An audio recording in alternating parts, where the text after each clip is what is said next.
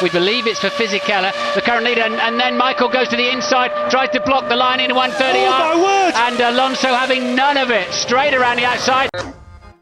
What you just saw was Fernando Alonso traveling at nearly 300 kilometers an hour through 130R. At that speed, the lateral forces acting on him is around 4 times his body weight.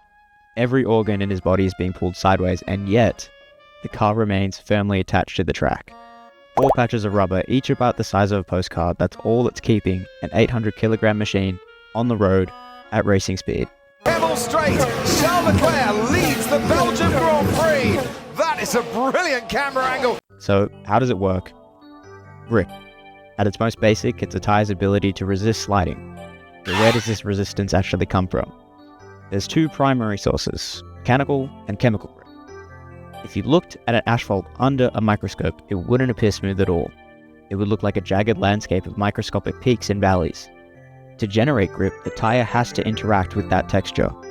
Unlike rigid materials, rubber can deform under load and then return to its original shape. Engineers call this viscoelasticity. As the tire rolls across the track, the rubber molds itself around those microscopic imperfections before springing back into shape.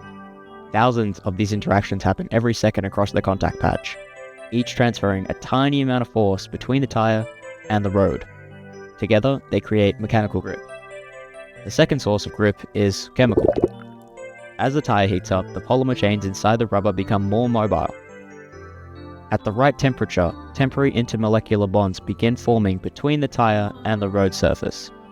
These bonds are incredibly weak and short-lived, forming and breaking thousands of times every second, but collectively, they contribute a significant amount of grip. This is why cold tires often feel like driving on ice. The compound simply hasn't reached the temperature where these interactions work efficiently. But even these mechanisms have a limit. A tire can only generate grip if it's being pressed into the road. The greater the force pushing the tire into the track, the more effective these mechanical and chemical interactions become. So, if we want more grip, we need more force pushing the car downward. Making the car heavier would achieve that, but it would also make it slower. The solution was aerodynamic downforce.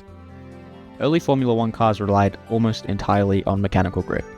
Then came wings in the late 1960s, allowing engineers to generate additional load without increasing mass. A decade later, Lotus pioneered the ground effect using the floor to generate downforce from the underneath of the car. The concept was so effective that modern Formula 1 cars still rely a lot on the same principles today. At high speed, a modern F1 car can generate several times its own weight in aerodynamic load, which means the tires aren't just supporting the car, they're often supporting the equivalent of multiple cars stacked on top of each other. Of course, none of this works unless the tires are in the right operating window.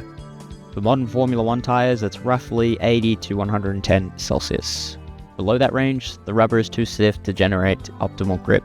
Above it, the material begins to degrade, leading to blistering, raining, and increased wear. That's why tire management is so important in a race. Engineers aren't simply just trying to keep the tires warm, they're trying to get them within a very specific temperature range. A softer compound deforms more easily, generating more grip, but also more heat and faster degradation.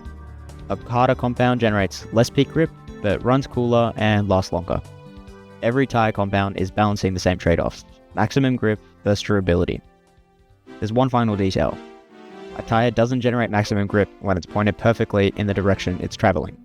Instead, peak grip occurs in a small slip angle, usually between 1 and 5 degrees. In simple terms, a slightly turned tire can generate more grip than a perfectly pointed straight one. I still don't really understand how this works, but anyway. Push beyond that peak, however, and grip begins to fall away. So when Fernando Alonso turns into 130R at nearly 300 kilometers an hour, what keeps him on the circuit isn't magic. It's material sciences, fluid dynamics, molecular interactions, and because of Fernando.